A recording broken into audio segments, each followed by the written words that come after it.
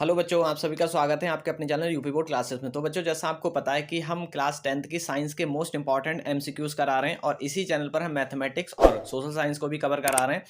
Mathematics के हम previous year के क्वेश्चन पेपर को डिस्कस कर रहे हैं, पीवाईक्यू को सॉल्व कर रहे हैं, और जो सोशल साइंस है उसके हम एमसीक्यूज लगा रहे हैं इसी चैनल पर। तो अगर आप चैनल पर नए हैं तो चैनल को सब्सक्राइब कर लीजिएगा, अपने साथियों के साथ इसको शेयर कर लीजिएगा, और अगर आपको पीडीएफ प्राप्त करना है तो आप हमारे टेलीग्राम ग्रुप को ज्वाइन कर सकते हैं। टेलीग्राम ग्रुप का लिंक हमने इस वीडियो के डिस्क्रिप्शन में आपको प्रोवाइड करा दिया। आज हमारे जो टॉप क्वेश्चन है, टॉप 50 क्वेश्चन होने वाले हैं, और इसका अगर आपको पीडीएफ प्राप्त करना है तो आप टेलीग्राम से जुड़ सकते हैं।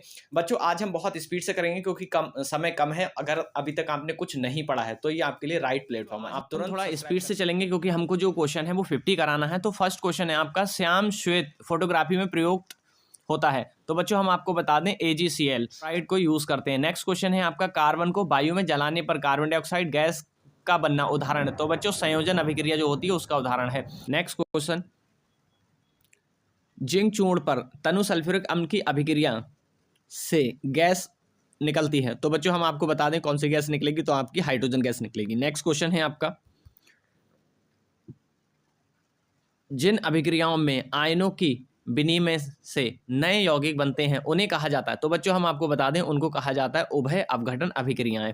बच्चों मोस्ट इंपॉर्टेंट नेक्स्ट क्वेश्चन है आपका, चिप्स की थैली में भरी जाने वाली गैस है। तो बच्चों हम आपको बता दें जो चिप्स होता है उसकी थैली में कौन सी गैस भरी होती है, तो नाइट्रोजन को भरा जाता है। नाइट्रोजन क्या करती है, अक्रिय गैस है जो किसी से क्रिया नहीं करती है, इसलिए हम क्या करते हैं जो चिप्स की थैली होती है उसमें नाइट्रोजन को भरते हैं। और जो अमोनिया होती है उसको हम क्या करते हैं, जो हमारा रेफ्रिजरेटर होता है उसमें इसका प्रयोग करते हैं। और बच्चों अगर हम बता दें कार्बन डाइऑक्साइड की, तो कार्बन डाइऑक्साइड ऐसे उपकरण में यूज करते हैं जो अग्निशामक हो, जिससे आग बुझाने वाले होते हैं। जैसे आप बात कर लीजिए फायर फ्रिगेडियर में जो गैसेस यूज होती है वो आपकी कार्बन डाइऑक्साइड होती है। और इसी प्रकार से अगर जो आपकी इलेक्ट्रिक आर्क लगती है, विद्युत से जो आग लग जाती है, उसको भी बुझाने के लिए हम कार्बन डाइऑक्साइड गैस का प्रयोग करते हैं। और सल्फर डाइऑक्साइड गैस का प्रयोग कहाँ करते हैं, तो बच्चों हम आपको बता दें सल्फर डाइऑक्साइड गैस का जो दुष्प्रभाव है वो आपका एसिड रेन होता है। तो बच्चों सारी जो पॉइंट की हम समरी आपको बता रहे हैं वो लिख लीजिएगा क्योंकि सभी से क्वेश्चन बन सकते हैं। तो बच्चों काफी इंपॉर्टेंट सेशन हम करा रहे हैं आपको। नेक्स्ट क्वेश्चन है आपको, इस क्वेश्चन में हम आपको एक ट्रिक बताने वाले हैं बच्चों। क्वेश्चन नंबर 7 में, कोई विलयन लाल लिटमस को नीला कर देता है तो इसका पीएच मान संभव है। तो 7 से कम वाले आपके अम्ल होंगे, 7 से ज्यादा वाले आपके क्षार होंगे, और जिसका पीएच वैल्यू 7 होगा वो आपका जल होगा, उसको हम लवण कहेंगे। तो बच्चों हम इसकी आपको ट्रिक बताने वाले हैं। अगर अम्ल के केस में आप याद रखोगे अनीला, क्या याद रखेंगे, अनीला, अनीला। और दूसरा पॉइंट याद रखेंगे छालानी, छालानी। अब बच्चों ये ट्रिक समझ लीजिए, अनीला से आप याद रखिए अगर विलयन आपका अम्लीय है तो वो नीले लिटमस को लाल करेगा। बच्चों क्या करेगा, नीले लिटमस को लाल करेगा अगर आपका अनीला आप याद रखेंगे, अगर आपका अम्लीय विलयन है तो। और छालानी से अगर आपका क्षारीय विलयन है तो वो लाल लिटमस को नीला करेगा। बच्चों इससे याद रखिएगा, बहुत अच्छी ट्रिक है बच्चों।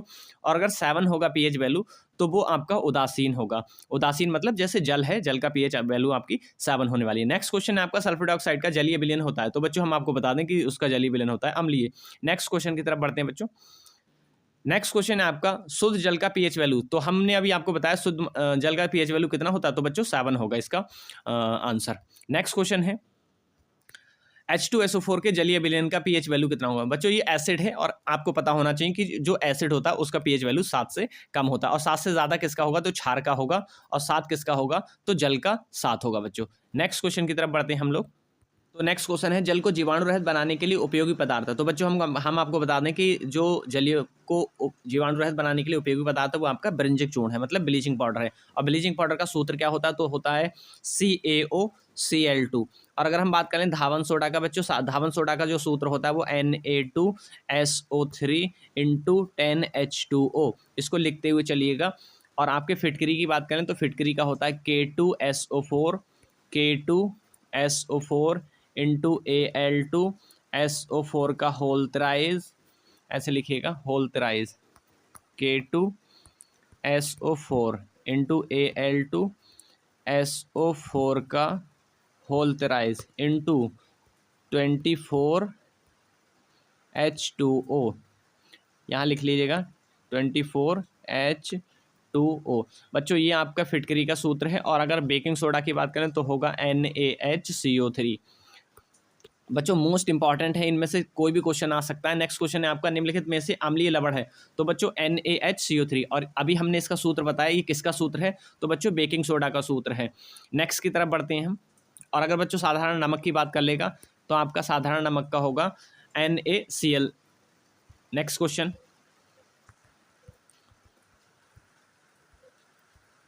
1 बिलियन नीले लिटमस को लाल कर देता है। तो बच्चों याद रखिएगा, नीले को छालानी, छालानी और अनीला। तो अनीला किस में आ रहा है? अनीला, अनीला नीले को लाल कर रहा है, तो बच्चों कौन सा होगा? अम्लीय होगा बिलियन। और अम्ल का पीएच वैल्यू कितना होगा? 7 से कम होगा। तो 7 से कम एक ही आपका वो है ऑप्शन, तो ऑप्शन आपका ए वाला करेक्ट होगा। नेक्स्ट क्वेश्चन है आपका, धावन सोडा का रासायनिक सूत्र क्या है?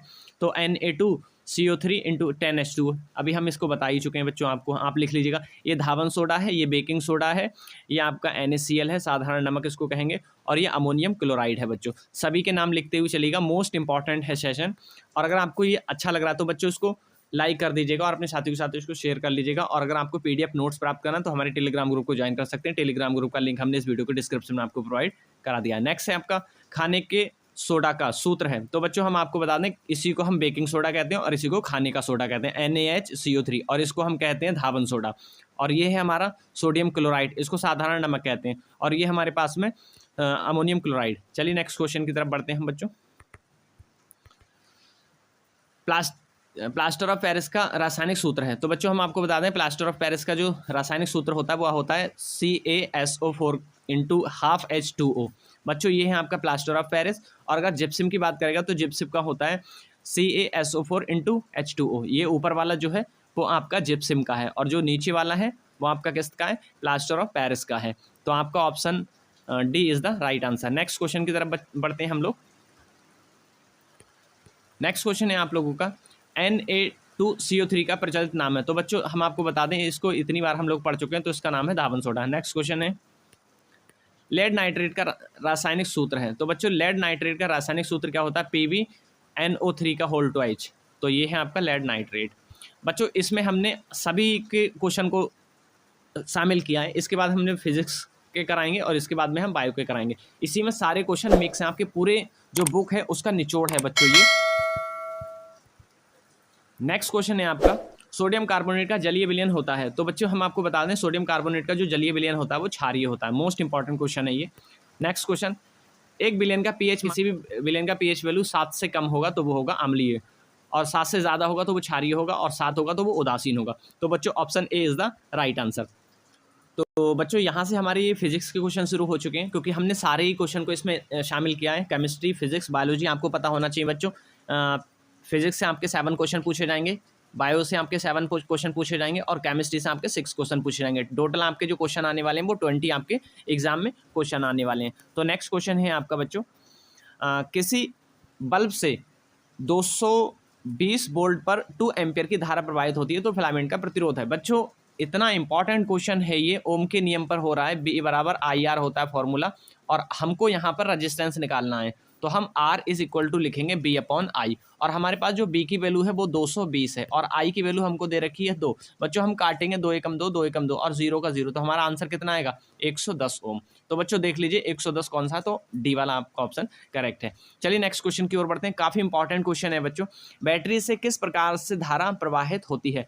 तो बच्चों हम आपको बता दें कि बैटरी से किस प्रकार की धारा होगा, तो हमेशा जो बैटरी है वो आपकी DC पावर को स्टोर करती है। कौन सी पावर को स्टोर करती है? DC को स्टोर करने का कार्य करती है हमारी बैटरी। नेक्स्ट क्वेश्चन है आप लोगों का, एमीटर को विद्युत परिपथ में कैसे जोड़ा जाता है। तो बच्चों हम आपको बता दें, जो एमीटर होता है वो आपका श्रेणी क्रम में जोड़ा जाता है, और जो आपका वोल्ट मीटर है उसको हम समांतर क्रम में जोड़ते हैं। बच्चों दोनों ही इंपॉर्टेंट है, एमीटर को हम श्रेणी क्रम में जोड़ेंगे, और अगर वोल्ट मीटर होगा तो हम समांतर क्रम में जोड़ेंगे। इंपॉर्टेंट है, आप इसको लिखते हुए चलिएगा। नेक्स्ट क्वेश्चन है आपका, वोल्ट मीटर को विद्युत परिपथ में कैसे जोड़ा जाता है। बच्चों ये आ गया, इससे पहले हमने आपको बता ही दिया कि वोल्ट मीटर अगर होगा तो वो समांतर में जोड़ा जाएगा, और अमीटर होगा तो वो श्रेणी क्रम में जोड़ा जाएगा। तो ऑप्शन आपका बी करेक्ट है। नेक्स्ट क्वेश्चन है आप लोगों का, विभवांतर मापने वाले यंत्र को कहा जाता है। तो बच्चों उसको वोल्ट मीटर कहा जाता है। क्या कहा जाता है? उसको वोल्ट मीटर कहा जाता है। चलिए नेक्स्ट क्वेश्चन देखते हैं। एक वोल्ट कहलाता है। तो बच्चों B बराबर क्या होगा आपका? B बराबर W/Q होगा। तो W को हम किस में मेजर करेंगे? जूल में, और Q को हम किस में मेजर करेंगे? तो कुलाम में। तो जूल प्रति कुलाम। तो ऑप्शन आप देख लीजिए, जूल प्रति कुलाम कौन सा है। तो जूल प्रति कूलाम आपका बी वाला करेक्ट है। नेक्स्ट क्वेश्चन की तरफ बढ़ते हैं बच्चों।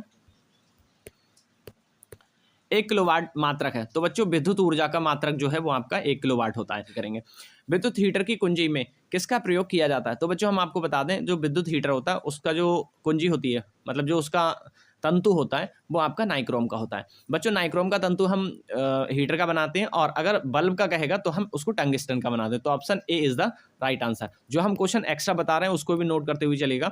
विद्युत चुंबक बनाए जाते हैं, तो बच्चों हम आपको बता दें विद्युत चुंबक नरम लोहे के बनाए जाते हैं। किसके बनाए जाते हैं? नरम लोहे के।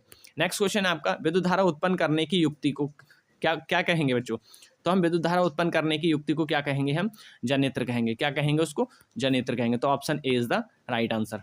बच्चों आपके पास समय तो वैसे भी नहीं है, तो हम कम समय में ज़्यादा आपको कंटेंट प्रोवाइड कराने की कोशिश करें। तो अगर आप चैनल पर नए हैं तो इसको सब्सक्राइप कर लीजिएगा और अपने साथियों को शेयर कर सकते हैं। 1 HP अश्व शक्ति बराबर होती है, तो बच्चों 746 वाट के बराबर होती है आपकी HP। हॉर्स पावर इसको बोला जाता है, क्या बोला जाता है? हॉर्स पावर बोला जाता है। और ये मात्रक आपका पावर का होता है बच्चों। पावर को हम वाट में और HP में भी मेजर करते हैं, और जूल प्रति सेकंड में भी हम पावर को मेजर करते हैं। पावर का जो फॉर्मूला होता है बच्चों वो होता है P बराबर W/T। ये हमारा पावर का फॉर्मूला होता है। और अगर हम वोल्टेज और करंट की फॉर्म में बात करें तो हमारा होता है P बराबर BI या IB। तो याद रखिएगा। नेक्स्ट क्वेश्चन है हमारे पास में, निम्नलिखित में से कौन सा संबंध सत्य है? तो बच्चों हम आपको बता दें कि कौन सा सत्य है। तो आपको पता होना चाहिए कि B बराबर IR होता है, और ये ओम का नियम होता है। क्वेश्चन है, निम्न में से कौन सा पद विद्युत परिपथ में विद्युत शक्ति को निरूपित करता है? तो बच्चों इससे पहले हमने आपको बता दिया कि P बराबर BI होता है। अगर हम B की वैल्यू IR लिख दें, हमने IR लिखा और एक I और है, I कितना हो जाएगा? I²R। तो देख लीजिए क्या ये ऑप्शन में है? तो जी हाँ, ये आपके ऑप्शन में है। तो option A is the right answer. बच्चों हम कम समय में ज़्यादा कंटेंट आपको प्रोवाइड कराने की कोशिश करेंगे, क्योंकि आपका जो एग्जाम है वो बहुत नज़दीक है। अगर अभी तक आपने कुछ नहीं पढ़ा है तो हमारे चैनल को जरूर सब्सक्राइब कर लीजिएगा, क्योंकि हम एग्जाम से पहले आपके सारे जो जितने भी सिलेबस के MCQs आने वाले हैं, सारे सब्जेक्ट के हम कवर करेंगे MCQs को। और इस चैनल पर हमारे जो मैथमेटिक्स है उसके PYQ चल रहे हैं, तो आप उसको भी देख सकते हैं हमारी जो प्लेलिस्ट है उसमें जाकर। स्थिर विद्युत में आवेश होता है, तो बच्चों हम आपको बता दें स्थिर का मतलब ही रुका हुआ होता है। तो इसमें जो आवेश होगा वो विराम अवस्था में रहेगा। तो option A is the right answer. और अगर वो विद्युत की बात कर ले तो विद्युत में क्या रहेगा? तो विद्युत में चलता हो रहेगा, क्योंकि गतिमान होगा। क्योंकि हम आपको बता दें कि विद्युत धारा की जो डेफिनेशन होती है बच्चों, वही होती है कि आवेश प्रवाह की दर को विद्युत धारा कहते हैं। तो अगर विद्युत धारा की बात कर लेगा, Q/T होगा, आवेश प्रवाह की दर को विद्युत धारा कहते हैं। नेक्स्ट क्वेश्चन है, धारा में आवेश रहते हैं। हाँ, ये आ गया। अभी जो मैंने आपको बताया कि जो धारा होती है बच्चों उसमें आवेश चल रहा है, तो गतिमान अवस्था में रहेगा। किस अवस्था में रहेगा? गति की अवस्था में रहेगा। तो option B is the right answer. तो चलिए नेक्स्ट क्वेश्चन की तरफ बढ़ते हैं हम बच्चों। ऊर्जा का SI मात्रक होता है, तो बच्चों ऊर्जा का SI मात्रक जूल होता है। तो option B is the right answer. तो नेक्स्ट क्वेश्चन की तरफ चल रहे हैं हम लोग। नेक्स्ट क्वेश्चन है, शुष्क सेल में ऋण इलेक्ट्रोड किस धातु का होता है? तो बच्चों शुष्क जो सेल होता है उसमें ऋणात्मक जो आपका टर्मिनल होता है, जो आपका नेगेटिव टर्मिनल होता है वो जस्ते का बना होता है, और जो आपका पॉजिटिव टर्मिनल होता है वो आपका कार्बन का बना होता है। याद रखना, पॉजिटिव जो टर्मिनल होगा वो आपका कार्बन का बना होगा, और जो नेगेटिव टर्मिनल होगा वो आपका जस्ते का बना होगा। तो इसमें नेगेटिव पूछ रहा है तो option B is the right answer. और अगर पूछता कि धनात्मक होता तो वो आप ए वाला ऑप्शन लगाते। नेक्स्ट क्वेश्चन है आपका, शुष्क सेल में धन इलेक्ट्रोड किस धातु का होता है? तो बच्चों ये क्वेश्चन आ गया जो अभी मैं आपको बता रहा था कि अब ये किसका बना होगा? तो ये आप कार्बन का बना होगा। कार्बन किधर है? तो ये है, option C is the right answer. Next प्रश्न है, DNA अनुक्रम के तुलनात्मक अध्ययन द्वारा किसी जीव के पूर्वजों की खोज कहलाता है? तो हम उसको बता दें बच्चों आपको कि किसको कहलाया जाता है। तो ये आणविक जातिव्रत कहलाता है। तो नेक्स्ट क्वेश्चन की तरफ बढ़ते हैं हम लोग। नेक्स्ट क्वेश्चन है आपका, अनुवांशिकी का पिता कहा जाता है? तो बच्चों ये तो आपको पता ही होगा कि जो जॉन मेंडल होते हैं उनको अनुवांशिकी का पिता कहा जाता है।